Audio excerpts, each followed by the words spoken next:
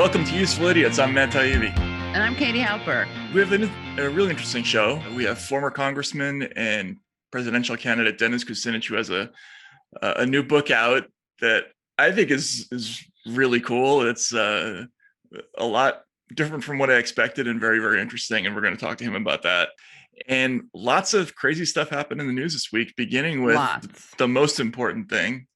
Which is, of course, a Useful Idiots bump. I think is that what in you're action talking about? Again, I think. Yeah. So we got, thanks to Useful Idiots, Crystal Ball and Sagar's Breaking Points podcast was among, what was it? Where did it come in? Number one. It was number one. Now, I don't want to take all the credit. They have a successful show. They had a lot of viewers.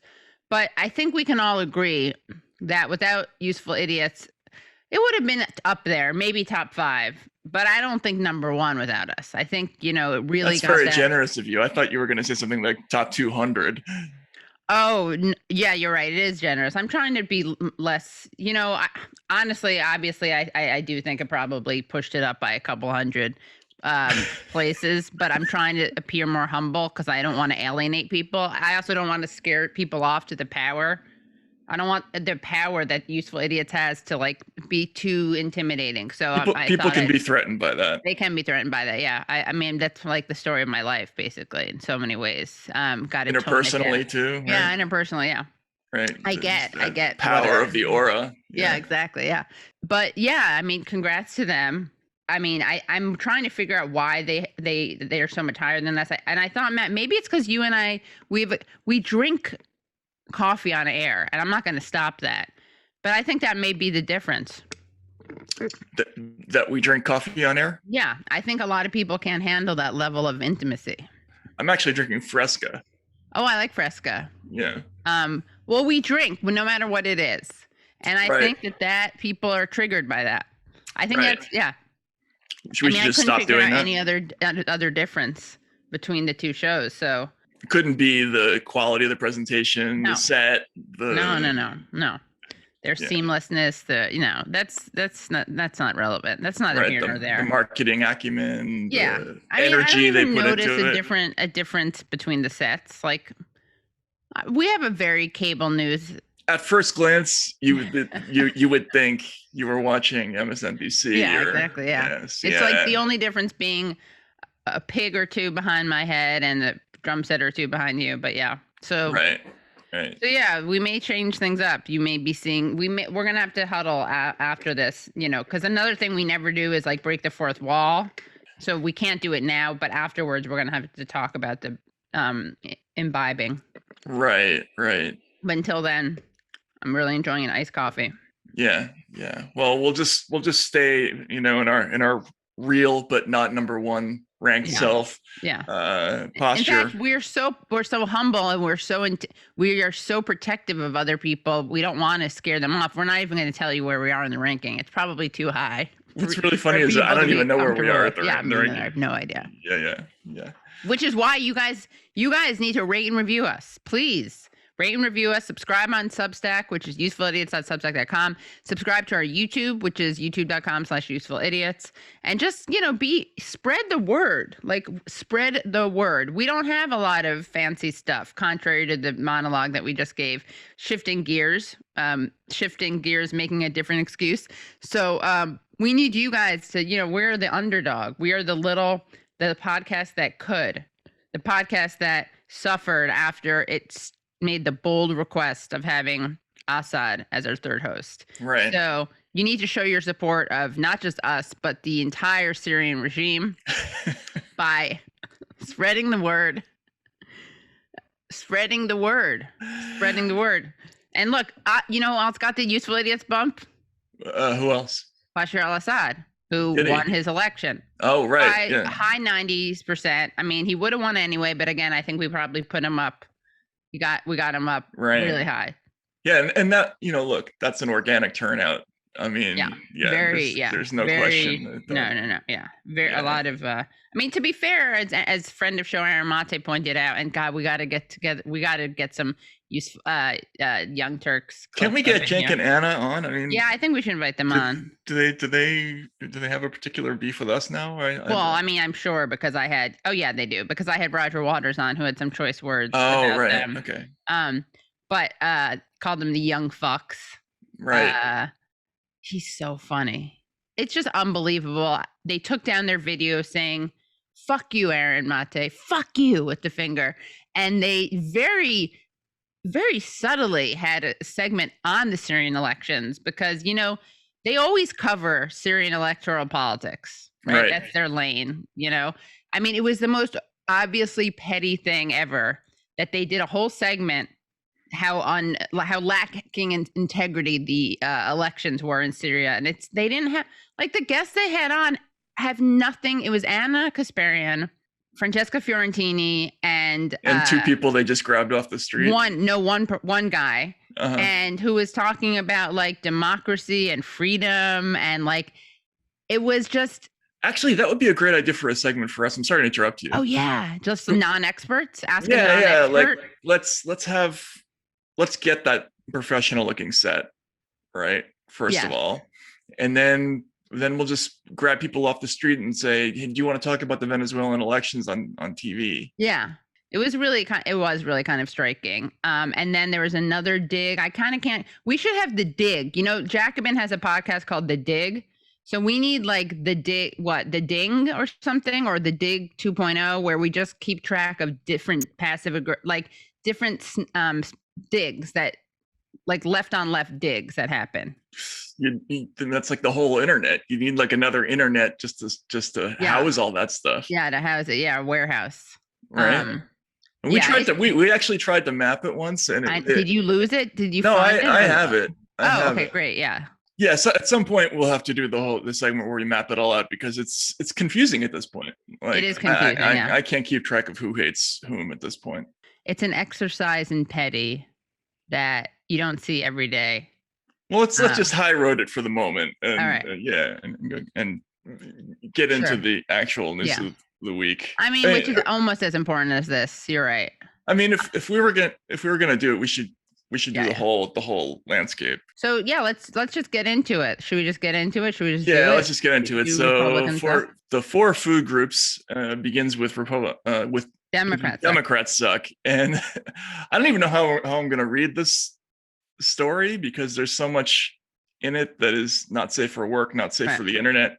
But I think the way to begin is just to read the Daily Mail story. It's always that. When in doubt, read the Daily Mail story. Yeah. So, why are we reading the Daily Mail? Because, as usual, when there's a story about Democrats that's derogatory, it's not in, the other outlets that you would rather be using. Yeah. So exactly.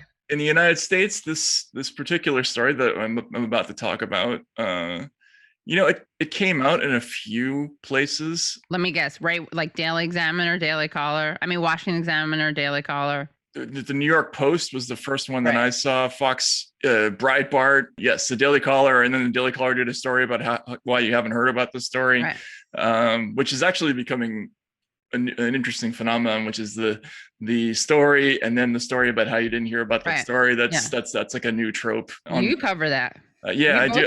I do cover that. I usually cover the part two more. We should we can call that segment Daily Called Out. Right. Daily Call Out. Yeah. All right. Exclusive. Hunter Biden addressed his white lawyer as a N-word multiple times, used phrases like true dat N-word, and bantered "I only love you because you're black" in shocking text unearthed days after Joe's emotional Tulsa speech decrying racism. Text messages obtained by the dailymail.com reveal Hunter Biden used the N-word multiple times in banter with his lawyer. There's one conversation where he is talking to corporate attorney George Masiris, who is white, and says, "How much money do I owe you? Because N-word, you better not be charging me Hennessy rates." Then there's a whole exchange about his penis. We do a lot of penis content on this show. Yeah. So let's go there. Let's unzip. Let's just go straight there. All right. This is from December 2018, and the exchange, this came from Hunter's laptop, by the way. Allegedly. Where do you find conditional love then, George? George replies, God loves unconditionally. Bo loves you unconditionally. Children are too young to understand what it means, but you will show them. There are ideals of unconditional love that serve as proxies. I don't have many. You, God. And then Hunter replies, oh my God, N-word, did you just a fictional character from the imagination of the collective frightened, and my dead brother's unconditional love is what I should rely on, and my kids aren't children, George. That's a very confused sentence. But then George replies, my parents' love was conditioned. And here comes the fun part. Hunter says, my penis as of late has been unconditional. He replies, that's why we are searching for my penis. And we will always be searching. It's big penis, George. They always find it, and they only love you because you're black. It's so annoying when you interject with frivolity. True dat, N-word. But I'm done my rant. The only other thing that is probably worth pointing out, there was a meme stored on his computer that showed Joe Biden hugging Barack Obama. And if you scroll down there, Matt, you can see it. The meme says, Obama, it's like an imagined dialogue. Gonna miss you, man. And Joe says, can I say it just this once? Obama, sigh, go ahead. Joe, you my N-word, Barack, right? Yeah. So, and okay, it's whatever. N-I-G-G-A, by the way. Right, yeah, just so people know. But it's not like he wrote it. You know, he just had it on his... Yeah, he just had the meme, yeah. Yeah, but clearly he has an affection for the nomenclature there. Yeah, what the hell? Like, I mean, part of me is like, I'm waiting for his defenders to say how woke and post-racial he is because he's using this word about white people. But clearly that's not what this is. Clearly it's really weird. Do you think he was on drugs when this was said? No, this screams I'm high and texting to me. Yeah, I mean, I'm not as experienced as a drug user as you are, so I don't know. And no, you know, you say that about yourself. That's not a dig. So you probably have more insight into this, but is this giving you a vibe of like, what kind of drug is this giving you a vibe of? I'm thinking uppers. I'm thinking something cocaine based, you know, right. Could be crack, right? He has right. For that. He does have an affinity for that. Yeah. Right. But he just, he's got that, he just really wants to talk about his dick and use bad language. And, you know, that's the kind of stuff that comes out. Not just his dick, like oddly enough, like there's some like deep, you know, I was not going to say deep dicking until I just started saying deep. And then it just popped up, so to speak. I feel like maybe they're speaking in code, like the eagle has landed or something, because like they interject some self-help, like, you know, like, deep thoughts about unconditional love. But maybe that's actually a metaphor for something sexual. Well, I mean, it starts off that way. The other guy starts off that way. And then within a couple of exchanges, Hunter's just like, it's a big dick there. So they always find it. Right. You know? They're always looking, and they're always going to find it. What the? But the other guy has to be on drugs too, right?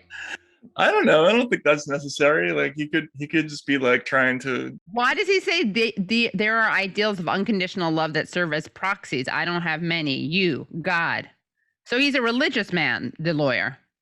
You see that? I see that. Yeah. So basically, did we set up this part that he started out by sexting by accident, right? Oh, that's right. Yes. Yeah. So this starts out with Hunter, the lawyer saying, "Why are you so tan?" So there's some homoerotic undertones here. Well, there's a picture that isn't uploaded. We don't know what it is. Right. Oh, right. And maybe it's. Oh, so probably what happened. Sorry, I'm an idiot. He probably sent a nude. Yeah, I'm thinking I think it's a nude of a tanned penis. Yes, let's just say pic? Yeah. I think it's a BBD pic. What's that? Oh, yeah, you're right. Yeah. And that's why the N word is being thrown around. Mm-hmm. It's a BTD, big tan dick. Right. Oh, it's named Georgia, right? So the lawyer must be okay, the lawyer's name is George, I'm assuming. Right. Yeah. Sorry for sexting you accidentally. That was meant for another friend named Georgia. Right. Yeah. There's all kinds of interpretations we can have here. Look, Georgia on my mind. Is this a story? I don't know. Like, if this were anybody else, would it be a huge story? Probably. This is, yeah, I mean, yeah, it's definitely like it's one of these stories that like we should have a thing like not important but news. Yeah. I mean, that is really weird and dark. I mean, again, I'm sorry for sexing you accidentally. So we have a non-downloaded photo, which sparks from the lawyer the response, "Why are you so tan?" Then Hunter, "I'm sorry for sexing you accidentally. That was meant for another friend named Georgia." And then from there, this is, I want to know if right after that, is that right? Yeah, it is. If these soft lows is the same conversation. Yeah, if he goes from there to there are ideals of unconditional love that serve as proxies. I don't have many. You, God, OMG, NGNIGGA. Did you just a fictional character from the imagination, the collective frightened, and my dead brother? This is like a beat poem, I think. Yeah, I don't know. Also, he misspells unconditional as 2 words. Yeah, unacceptable. Unacceptable, yeah. Unacceptable. Unspace acceptable. The Hunter Biden thing is, it would be the gift that gives on, it keeps on giving. Keep on giving, yeah.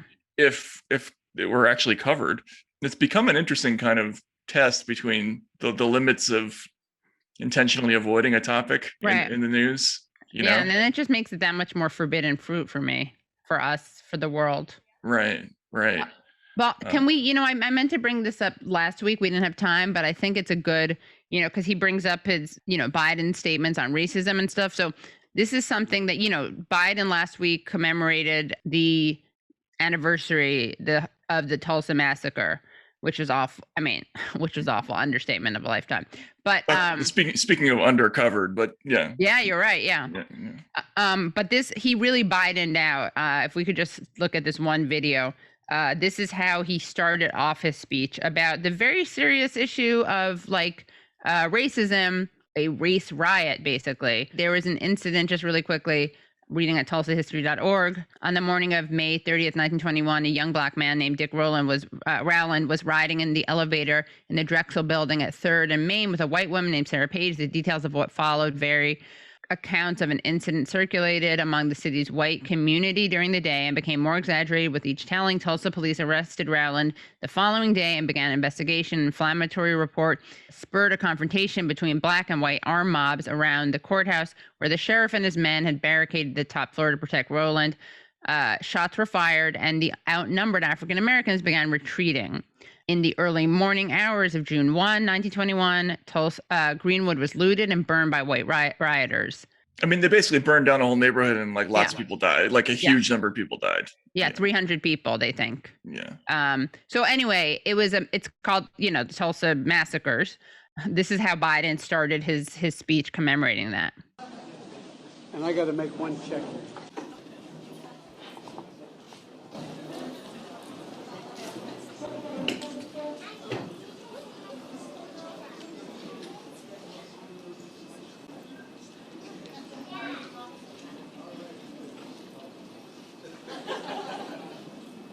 Oh, this is the creepiness. Creepy. I mean, it's creepy plus ice cream, which is often had to make sure the 2 girls got ice cream when this is over. Imagine how excited you'd be when you're 4, 5, almost 5 years old, coming to hear a president speak. My Lord. In my faith, we call that purgatory. So that's how he opens his major speech on racism. So, yeah. My standard for him is if he's wearing pants for the event, he's already done well, So it's true. Yeah, you're right. I should praise him for his baby. Yeah, let's not nitpick. Let's not nitpick. Yeah. I mean, the thing where he was like, "Wow, you could pass for 19 with those barrettes or whatever it was." Yeah, that one was really crazy. Yeah. So, anyway, is that Democrats really sucking, or is it just? Yeah, why not? I guess Don't doubt yourself. I mean, look, talk about faith. My big thesis on the show is Matt's cultural Catholicism, a lot of guilt. And so, speaking of faith, and in your faith, we call that what? Guilt. Yeah. Questioning. Yeah. There's a lot of self-doubting. We got to There is self-flagellation. We got to work on that, Matt. Matt is the type of person who thinks that like we're imposing on people when we interview them, as opposed to like they want the public. I mean, you know, people like doing this especially when they have books or when they have articles. People actually like going on shows. Yeah, Anyway, maybe. Yep. see, maybe you see, maybe. Anyway.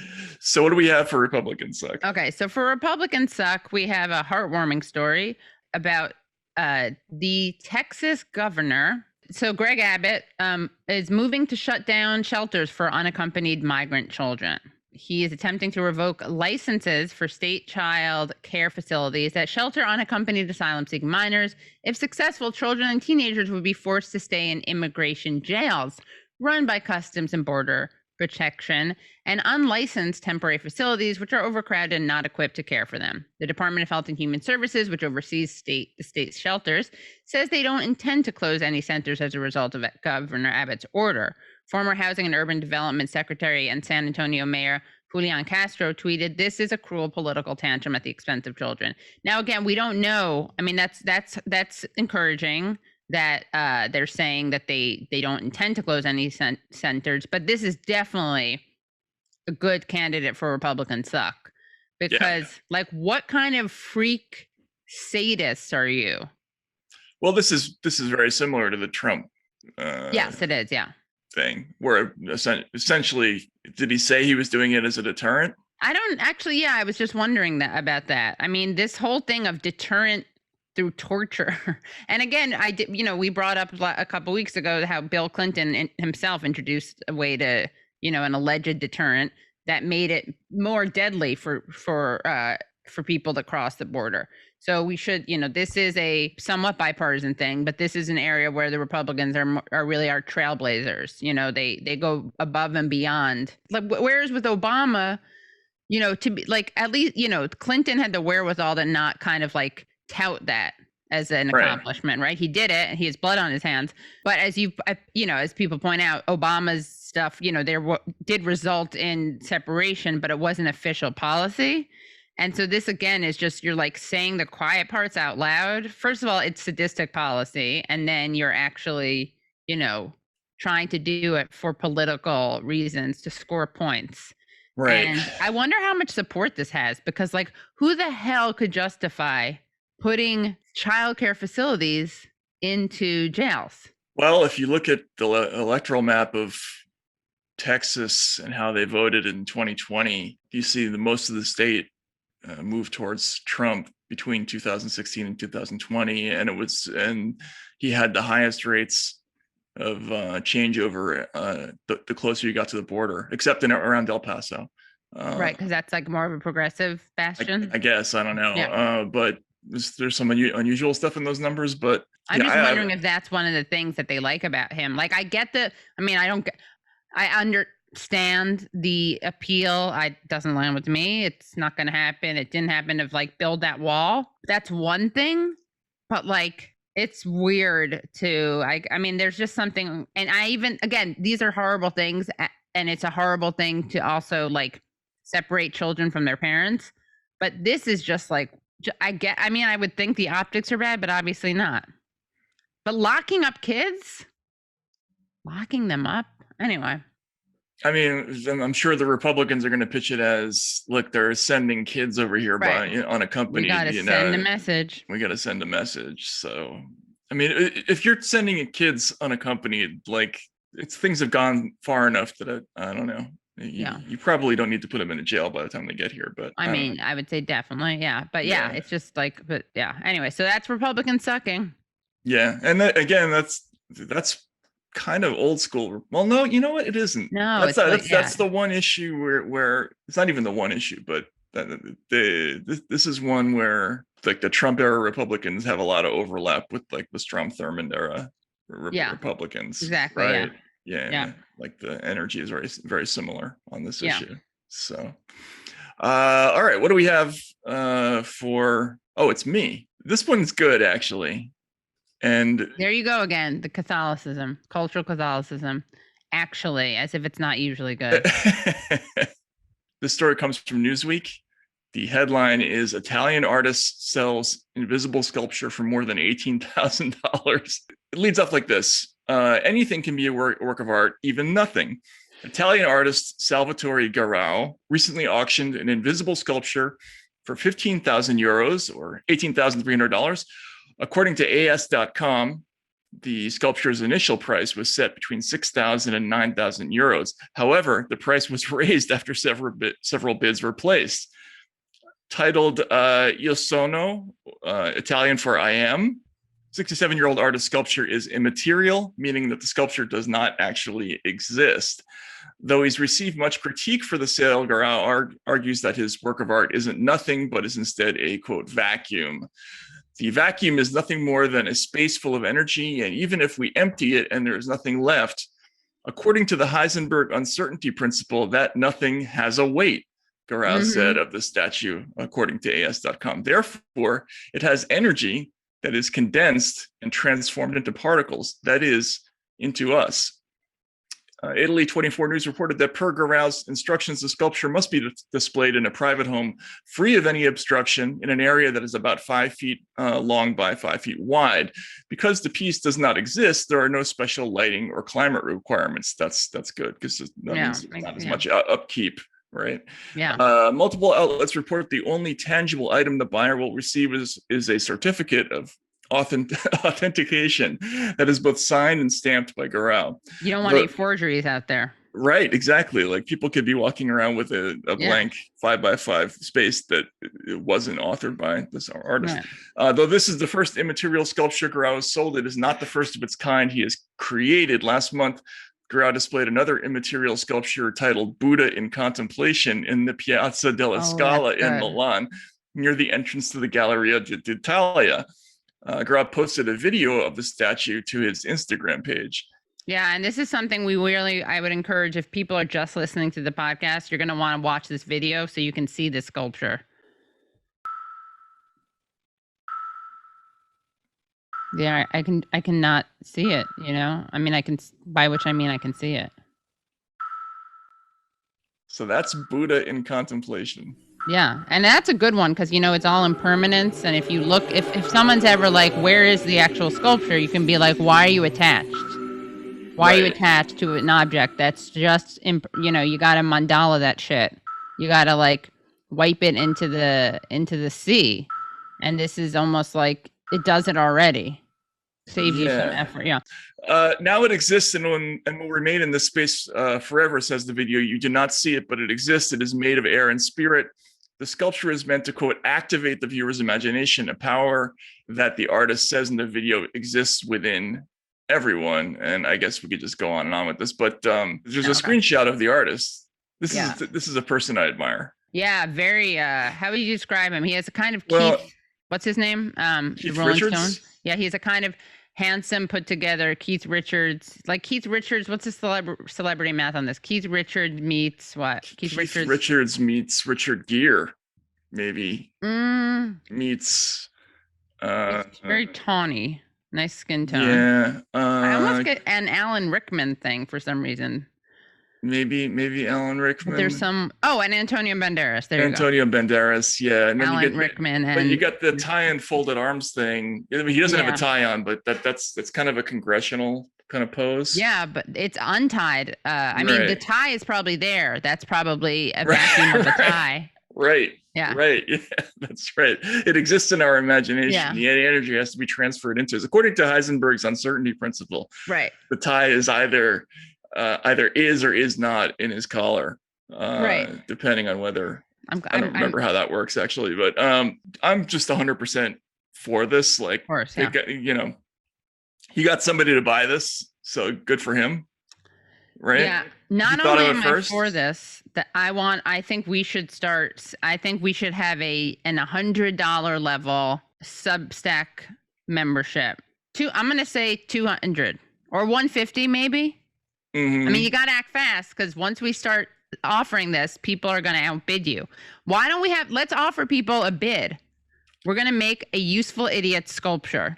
All right. We should chalk off a piece of ground somewhere. Right. Yeah, well, Are you no, gonna but be I in New want York people to anytime be soon? able to. Yeah, actually, we should launch in New York, but then we're gonna. What we should do is, you can purchase it, and here's why. Now you're gonna be like, why would we purchase yours when we could purchase that guy's? And here's why: it's gonna be a lot more affordable, and unlike his, you only need. No, it won't. Well, it's going to start out, Matt. We got to start out that way. All We got to right. hook people in, right? Remember, today's show is really all about unintimidating people.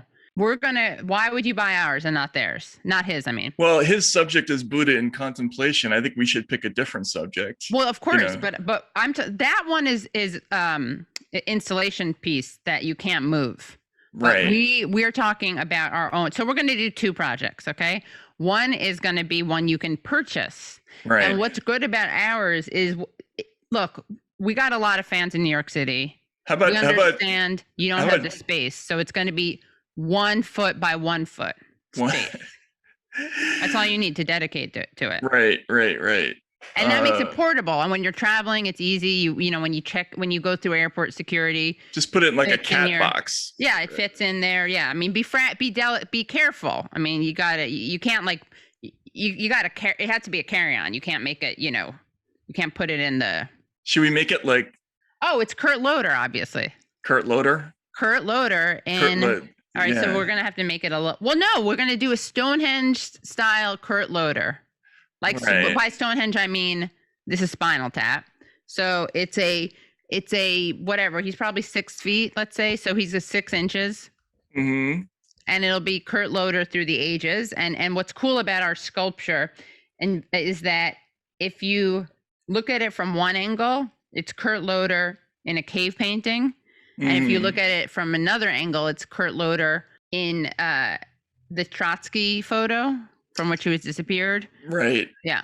Right. Actually, our sculpture has an Alexa feature where you get to say, Alexa, put Kurt Loder in wherever you want. And I guarantee you he will show up that way. Right. So put Kurt Loder in the Reichstag in 1936 or whatever it is, right? Yeah. Or yeah. Oh my God, wait. Kurt Loder, we just solved a major historical mystery. Who blew up the Reichstag? Mm-hmm. Who set fire to it? It was Kurt Loder. Right. Look, Kurt, if you're out there, you're obviously out there. If you're watching this, well, he could be time traveling right now, so he may not be out there. If you're watching this, when you watch this, which could be in a million years, but it's on you to deny it. And you guys, I think Useful Idiots fans, I want us to use the hashtag, where were you, Kurt? Is that good? What should we do? Like, or maybe we look up how to say that in German. Because barring hearing from him, I'm going to be forced to assume he was behind the Reichstag fire. Right. And that's like a heavy thing to have. And again, if people don't know this is because we discovered Kurt Loder is like totally ageless. And we like the way he looked when he was doing MTV stuff, it just doesn't work. He's too old. Somehow he looks the same way that he looked like 20 years ago, and also he looks like 1,000 times older. It's very weird what happens. So should it be like hashtag Loder did it, but in German? Hashtag Loder hat es geschafft. Yeah. Geschafft? We'll ask our German speaking. We need a weekly challenge for our viewers. So this week we want the German word. You know how Germans have one word, right? So we need a couple things. We need the German word for it. It appears like he was behind the Reichstag fire. Oh, so it would be like Loder guilt Reichstag appearance fire. Yeah. Right. Yeah. Let's anyway, get that. So we're gonna sell them and give us ideas also, and we'll commission an artist to maybe do it. Well, do we want to do it with our bare hands? We probably should, right? Although we could commission an artist. We'll commission a sculptor, but we are the creators of it. It's our vision. I think it should be us. I think it should be like, Yeah, you're right. You're right. I mean, if we're gonna sell this for $50,000 or more, we will be accepting lower bids to start. Well, that's up for discussion. Katie and I are going to talk about that after the show. Off camera, But it'll have an important theme. You know? Yeah. In fact, give us who you think. Kneeling Biden, maybe. Kneeling Biden. Yeah. Crouching Biden. Crouching Biden. Hidden Harris. I like that. Yeah, literally. And that, in fact, we're going to have a discussion about that. Oh my God, it should be called Harris at the border. Harris at the, oh, right. Yeah, it'll be like a George Washington Valley Forge type thing. Because she hasn't been there, which is why it's invisible. That's why you have to use your imagination. Yeah, exactly. Yeah, that's isn't that weird? Yeah, isn't that weird? Yeah, but also isn't that a very good business opportunity? It is one. Yeah, we'll have to. So we're gonna start selling those little squares with titles to them. Yeah. All right. What do we have for Isn't That Terrible? So for Isn't That Terrible, we have a heartbreaking yet kind of inspiring, one of those mixes, story from Brazil. Brazilian wife cooks her husband's penis in a frying pan after killing him in self-defense and slicing it off when they argued about splitting up. Diane Cristina Rodriguez Machado, 33, was arrested by police in Sao Gonçalo. Her husband, Andre, was found in the Brazilian city lifeless, naked, and mutilated. I think we have an idea for one of our sculptures, by the way. Officers said his wife cut off his penis and cooked it in soybean oil in a frying pan. The couple had been together for 10 years and shared 2 children together.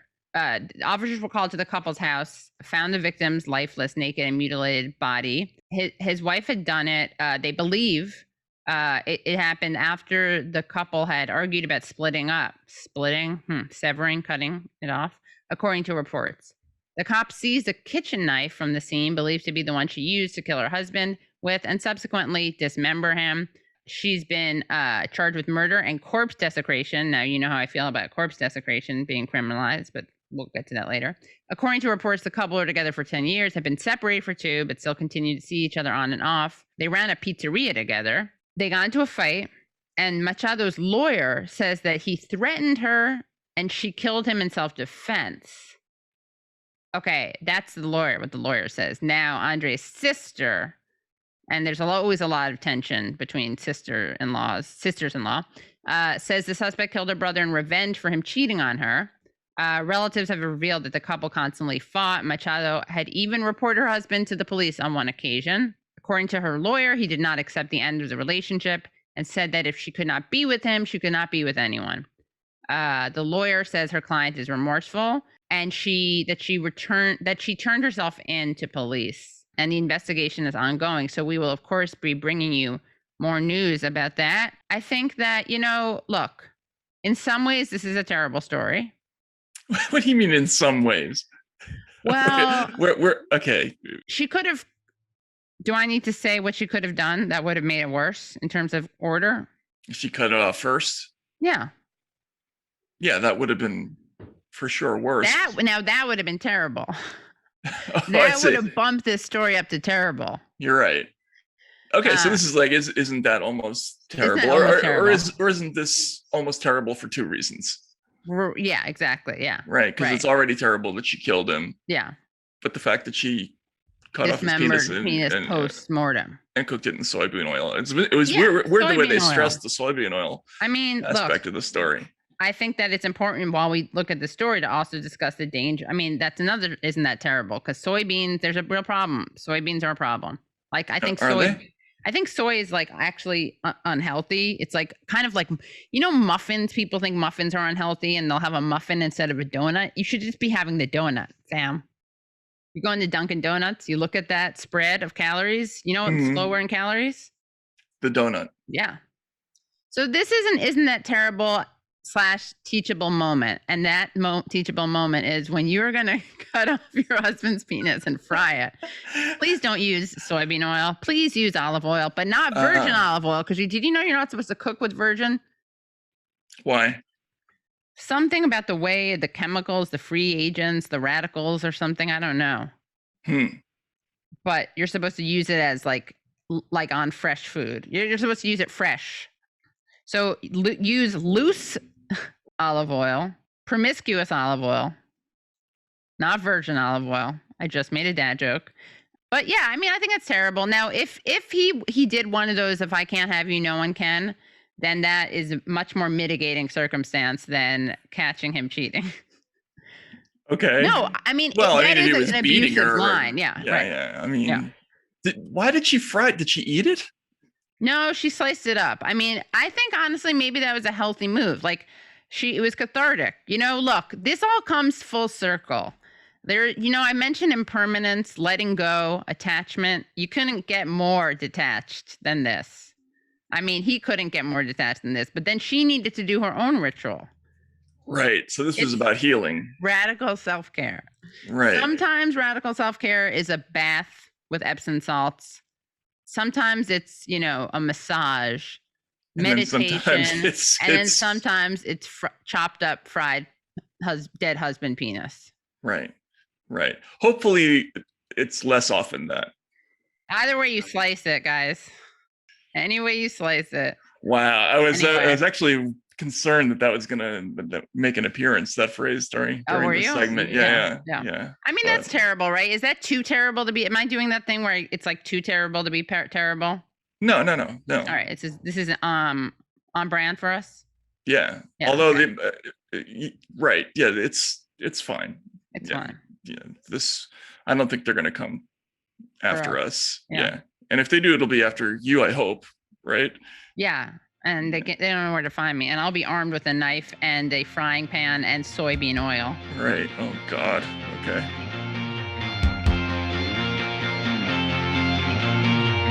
So we're going to talk to Dennis Kucinich, who ran for president a couple of times and had some odd experiences with the news media, then had a progression where he was credited with sort of seeing the future because his platform was essentially basically adopted by the Democratic Party years after he was ridiculed. And then now he's writing a book. He's written a book about the beginning of his career, which is interesting because it's kind of a metaphor for lots of stuff that's going on in American politics today. So let's talk to Dennis Kucinich.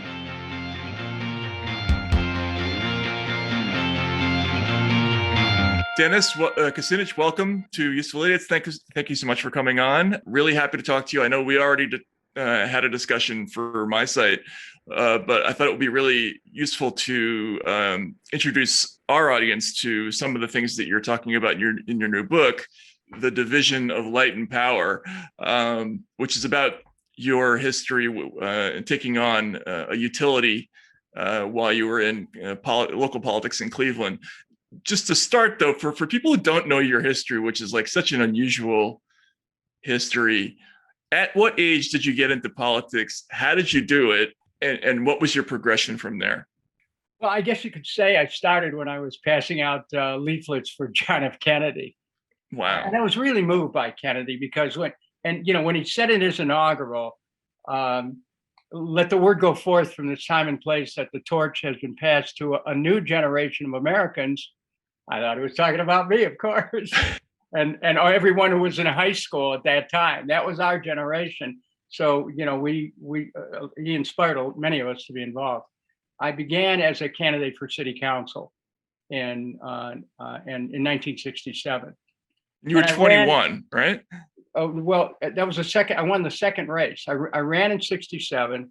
I ran against an entrenched Democratic machine that had never been successfully challenged, even though the incumbent councilman, Belinsky, had been found to have not filed his income tax returns. He still won. And I learned from him. I'll tell you what I learned. By going door to door, I learned that John Belinsky stayed in office because he and his machine took care of people. This is the old politics. When people needed help, they were there. And so people would stay with Belinsky. And so when I was able to finally, defeat him 2 years later, the lesson that I took was that you have to take care of people. When they need help, you have to be there for them. And so that was in 1969. And that's basically, the marker year when my elected official service began with the November 69 election. And you were 23 when you won, right? Right. Yeah. Right. I was 23 when I won, and I don't think I was much different than any other 23-year-old. I was caught up in, it's a product of the 60s in many ways, but I saw the opportunity to go inside with my protest. And the Plain Dealer, when they ran the first story about my candidacy, their headline was "Protest with a Guitar, Not This Candidate, 20 years old." And I mean, the truth is I couldn't play a guitar. I wish I would have been able to do that, but well, you probably wouldn't have been able to afford one anyway. I mean, one of the themes of your book is that you grew up in like genuine poverty as a young person. Right? Yeah. I mean, in the sense that my parents never owned a home. We were renters. And the minute that my mom had another child, we had to find another place to live. And so, and in some cases, we had to keep moving. So by the time I was 17, we lived in 21 different places, including a few cars. Right. And so we went through evictions and all kinds of things. Sometimes the only Caucasian family living in a neighborhood of color. And even though my dad worked, he was never able to make enough money to keep things going for us. I mean, we're always behind. We're always having trouble financially. And so I remember, as I recount in the book, my parents counting pennies on this white metal table. I could hear the pennies dropping. And I heard those pennies dropping throughout not just the book, but throughout my life, which was a way, translating it into the necessity of standing up for economic justice for people who are struggling. And that really was part of what really informed me, not just as a public official, but from a moral standpoint, the idea that you don't forget people just because, you happen to be in a high position. Matter of fact, you have more responsibility to remember that. So, yeah, I mean, did we have tough times? Yeah. Now, little did I know that our experience would be repeated in more modern times by so many American families. So what that's developed in me, Matt and Katie, has been an informed and very deep sense of compassion about what people go through. Your book is fascinating because as soon as you get to the city council, actually even before you get there, you get this incredible education as to how bent the system is. You even talk about how when you win, the only way you win is you have this enormous 6'6" guy rip the door off the poll counting center because they were doing some creative counting of votes. They had ejected your poll watchers. Then you get to the city council and it's like one person after another is coming to you and basically telling you how things work. Like you got to vote right. And then you get stuff in return. Could you talk a little bit about how that worked? Yeah, I first want to pay homage to my dear and departed friend, Scott Sikorsky, who was an all-state basketball player and a football player. But even more importantly, he was the person who, when the polling officials who were appointed by the ward machine understood they were behind in the count, because we found out that from somebody calling the councilman's office, and they were very upset. They said, we're losing, right? The numbers weren't posted yet. They knew they were losing. They sealed off the polling place, put lunch tables over the windows. This was in the basement of St. Augustine's Church, barricaded the door. We called the police. My campaign assistant, Scott Sikorsky, went over there with the Board of Elections and the police. Police, boom, boom, boom, open up in the name of the Board of Elections. Boom, boom, boom, open up in the name of the police. No response. They looked at Scott, very big guy, like a predecessor of the Hulk. Can you help us out? He literally grabbed the door and ripped it off the hinges. They went downstairs, impounded the ballot, took it downtown, and I won by 16 votes in a recount. Wow. And so I have a picture of Scott in the book. But when I got to council to go into that phase, I mean, most of the people were old enough to be my grandparents, and they were looking at me, I guess, as a ghost of Christmas to come. And they, many of them were very nice, but they were saying, there's a lot of opportunities here, kid. You got to play ball, though. And and I was thinking, I'm making $12,500 a year as a councilman. I'm in high cotton here. I'm in the happiest I've ever been. And you know what? I soon learned that this clubby atmosphere was conducive to people just taking care of each other and forgetting who the heck sent them to council. Why do you think you were able to withstand that pressure, not give in to that pressure, and that peer pressure and the culture of quote unquote voting right, in exchange for political and financial favors? You know, Katie, the way I grew up, we didn't depend on anything material. I mean, matter of fact, the roof over our head could disappear at any day. I remember getting evicted once, and our stuff was being carried down to a curb on St. Clair Avenue, and people were walking by it like they're picking through rags and seeing if there's anything they could take of our stuff. And so I never relied on materiality. So when I got to city council, people were saying, "Well, you can get this and that." It's like, well, I don't care. What does it matter to me that I can find a way to make more money? I'm not motivated by that. And the other thing is, I suppose I have to give some credit. I had a Catholic education, and during that education, it wasn't so much the catechetical aspects of Catholicism, but it was really not being so tied to the material world. I mean, if you look at the Chaucer's Canterbury Tales, and you go to Prioress's tale, the prioress, I believe she wore a medallion which says, "Radex malorum est cupiditas." Money is the root of all evil. And there was some of that there, really. I mean, there was some of a real disconnection from the material world to where I didn't even like people with money. It was like I just felt like, wait a minute, I'm not connected to that. The other thing about being taught in the scriptures that it's easier for a camel to get through the eye of a needle than a rich person to get to heaven. You can understand that people who are mired in materiality have trouble connecting with spiritual principles. And so, this, and the other thing is the doctrine in Catholicism. This is very important to me. If you look at the doctrine of transubstantiation, it's about spirit infusing matter. Okay. And the only way matter becomes sanctified is if you put spiritual values into it. I believe that. So if it's devoid of spiritual values and it's just about materiality for the sake of materiality, I wasn't interested in that.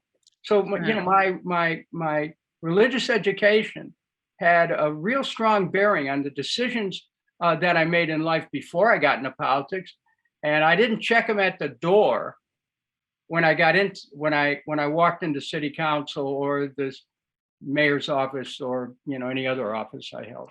It's funny because, of course, the Canterbury Tales has a lot of characters in it. Really critiques the corruption of the of the church, but of course, that those things are often the institutions don't reflect the core tenets of and values. So, Katie, let me tell you. I mean, you've nailed that. But let's reflect on that as to modern day. Then the criticism was the church selling indulgences, right. The Gardener's Tale. But today, the indulgences come from corporations. We bless you, my son, for a 2-year term, and you'll get 2 years of indulgence from we, the corporate interest, as long as you follow our prescriptions. I mean, that's why, I mean, you can look in literature, you can find some relevance to everything because all of human experience has some relationship to what happened, experience today has some relationship to what happened in the past. Not to get too deep on this, but this is a profound kind of Shakespearean story, right? About the corruption of people and the influence of power on the human soul and all of that. I mean, the book is built around this one story about this utility that Cleveland had called Muni Light. The city owned it and it provided cheap electricity to the residents. And it was this sort of Empire Strikes Back imperial force utility. CEI is trying to take it over. Can you tell the story about what your role was in this whole fight and what they were trying to do? Well, CEI had an almost military-like strategy that they were executing against the public power system. Part of it was corporate espionage. Another part was corporate sabotage. Another was using the media. I mean, so it was really, and they had people who worked for them who served our country, that ought to be credited with that. But, they also had skills at interdiction, at subterfuge, and they used those skills in business. So how did that relate to Muni Light? Well, they had a long-standing plan, which the city didn't know about, to take over Muni Light.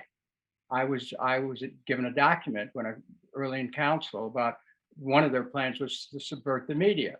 But what I saw happening with my own eyes was they're lobbying city council not to make repairs to the system that would keep Muni Light self-sufficient in terms of energy generation. I saw that. I then learned that they had this plan. It was really a vicious takeover plan, which they got the council to approve, and they sold the system for a fraction of what it was worth every step of the way. And I recount this in the book. I was asking questions like, why are you doing this? This system's making money. Why are you selling it? It offers competition. It's providing electricity at 20% savings. Why in the world are you're pushing this sale? I would ask my colleague. Sometimes I didn't even know. And so, but the influence that the utilities had and their law firms was extraordinary because they had the power of the media helping to reshape the social environment. And so with this heavily mediated environment saying, this municipal power system isn't worth anything, and the private utility chipping away at the ability of the system to create its own power, and when the city couldn't make its own power, wanted to go outside for power, they were blocked by the Cleveland Electric Illuminating Company. Which is illegal too, right? Well, yeah, but Cleveland, the law didn't matter then. So you then go to the Cleveland Electric Illuminating Company, and your city's forced to buy power from them. So they tripled the rates to the city, so the city would run a deficit, in its power for the municipal power company. But even beyond that, what I found out when the antitrust investigation was made of the Cleveland Electric Illuminating Company, preliminary to them being granted a license to operate nuclear power plants, during that investigation, we learned, I say we because there were other people who figured this out, that CEI was creating blackouts on the Muni system, including, we presume, the blackout that I walked into at the beginning of the book. And so just before Christmas, right? Yeah. The lights keep going out. People saying, why are the lights going out? And then after a while, you have holiday blackouts and people get very upset. And they say, well, the heck with Muni Light, it doesn't work. It's not reliable. CEI salesmen go into those neighborhoods already, just like that. Go into the neighborhoods with contracts saying, get an electric system which works. Come with us. And so people signed up. Muni Light began to lose customers. They also gave people free wiring. I mean, this story is a story of corruption that was so deep between the private sector, the public sector, the media, the banks, on every level. And I felt in some ways like, Dr. Stockman in Ibsen's Enemy of the People, where, I'm looking at the town's baths being polluted and just raising that question. It's like, well, you're not really very good for this town because you're questioning this. This story out of Cleveland becomes relevant, Matt and Katie, because right now, as the COVID money disappears, American Rescue Plan money disappears, cities are going to be pressed to keep programs going. And I can promise you they will go immediately to looking at privatization. And you can bet money that there are people, there are monopolies right now that are looking at how they can get their hooks into one city after another to force the privatization of their municipal utilities. So, the book arrives at the perfect time to challenge that ethic. And, there are members of Congress who are looking now at propagating public power, using the power of the federal government. Yeah, the book has achieved a greater importance than I could have ever imagined when I was toiling away these many decades to try to get the story together. It seems to me like the message of this book is very relevant to the present because it describes a pattern that's just constant in American politics, which is you have a system that's corrupt at every level. It works to undermine the independence of municipalities, localities. They end up in debt, and then the moment they start owing, is when they start to lose. And then what ends up happening is they end up giving themselves over, politically, financially, and in all other ways to some monopolistic type group that charges them even more than before. And it's like it's a racket, basically, right? It's 100%. Yeah, and so this is the kind of thing that's I first came across it with the Chicago parking meter story, right? So Right. you have a municipality is going bankrupt, so they start selling stuff off, but they end up worse off, with each step, don't they? And so that's gonna repeat itself, is what you're saying with the end of the CARES Act money. It will, and the other side of it is represented by a conversation I had with some activists in Virginia. They're trying to create a public version that would challenge the grip that Dominion has. An interesting name for a utility, right? Yeah, going back to indulgences, right? Yeah, hello. And they want to challenge that and set up their own utility. And we're talking about the blowback, the pressures that come from that. I mean, look at it. First of all, it's impossible to run a utility and lose money. And utilities are extremely profitable as long as the people who run them know what they're doing. Using Lord Acton's aphorism about power corrupts and absolute power corrupts, absolutely, and applying it to the utility monopoly business, the more power a utility has, the more they can corrupt the system. In the book, Division of Light and Power, I quote the mayor of Cleveland who created the system. His name was Tom L. Johnson, and he ought to not just be understood. He should be taught. He wrote a book called My Story, which was about his battle with the utilities 118 years ago. In a book published in 1911, he wrote, I believe in public ownership of all public service facilities, because if you do not own them, they will in time own you. They will they will rule your politics, corrupt your institutions, and finally destroy your liberties. So Mayor Johnson said this over 100 years ago, and he was a mayor who Lincoln Steffens in his work Shame of Cities described as the best mayor of the best governed city in America. This was 116 years ago. And it's relevant today. The philosophy is relevant today. If you don't own them, they'll own you.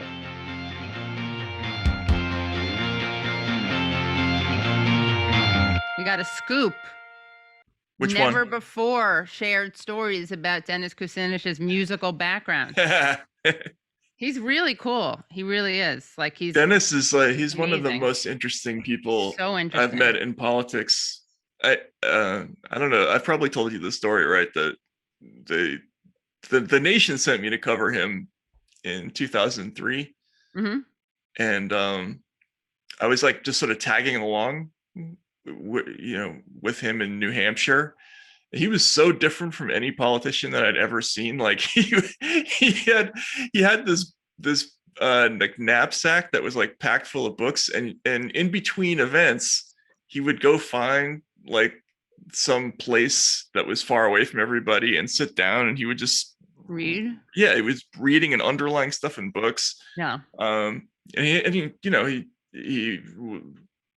took a lot of heat for a lot of positions that are now just sort of conventional wisdom. So yeah, the book's really interesting. So that was interesting. All this stuff about theater and music, I didn't know about that stuff. I know. So. Yeah, really interesting. Yeah.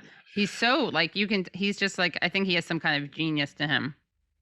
Yeah, he's extremely versatile, exhaustive thinking, I would say. Yeah, and also but different kinds of talents. Right.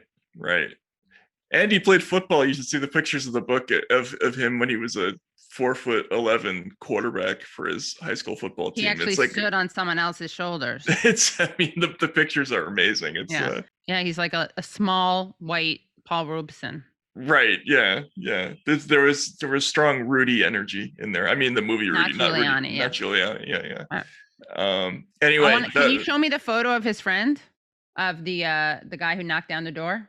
That's Scott Sikorsky person, and that's Dennis, by the way, in as city council. He looks like he's 8. And this is him. Where's Dennis? You know what we're gonna have to do? I think we should make a Dennis sculpture. A Dennis sculpture? Oh, Dennis in contemplation? Yeah. That's what it is. Yeah. That's a good one. All right. Thanks very much for watching this week and or listening. Yeah, you should check out his book, The Division of Light and Power. Yeah. Which you can get. You can follow him on Twitter if you're on the Twitters at just Dennis_Kucinich, and that is DENNIS_KUCINICH. And his book, you can find his book at Finney Avenue Books, and you spell that FinneyAvenueBooks.com. That's FINNEY. And I think people know this, but Dennis Kucinich ran for president, and he was, of course, a congressman in Ohio, and a very unique politician, very ahead of his time. The Washington Post 2 years ago said that he was the future of American politics. Wow. They sort of did an apologia of basically saying we're sorry we laughed at him all those years. And also when we interviewed him last time, he survived some assassination attempts over this issue. Actually, it was over the power company issue. So very interesting book, Division of Light and Power.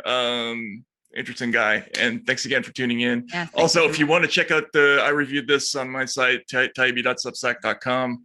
Got into some more of the details of it. Please take a look there as well. Yeah. Anyway, thanks so much, folks. We'll see you again next week. Bye.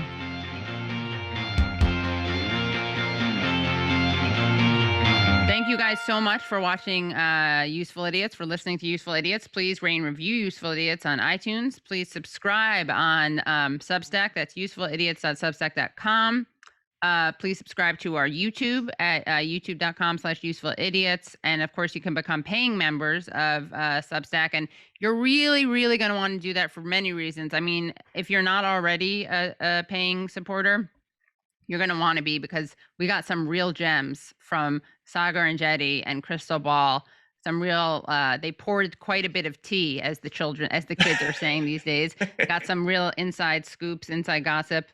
Got a really great interview with Aaron Mate, who's, while he was in Syria, which is a pretty big deal. He's getting a lot of heat for that. Also, you can listen to our very kind of like gossipy, petty, but I would argue important commentary on Anna Kasparian and Cenk Uyghur's discourse around Aaron Mate, which again involves some cursing. On this week's Substack only, we share with you some never before discussed stories. Well, I should say Dennis Kucinich shares with us some never before shared stories about his artistic musical theater affinity and endeavors. Influences. Yeah. He also talks to us about his spiritual background, and we have a really interesting discussion about that. So honestly, so much more. So if you're not a Substack supporter of the show, you got to look at yourself and say, what is it in my life? What am I like? Look, coming full circle again and again, math, Catholicism, right? What am I doing to punish myself? Why am I depriving myself of this? What kind of forgiveness do I need to practice? Right? That's right. Yeah. So, you need to take care. You need to self-care. Practice radical spiritual care. Yeah.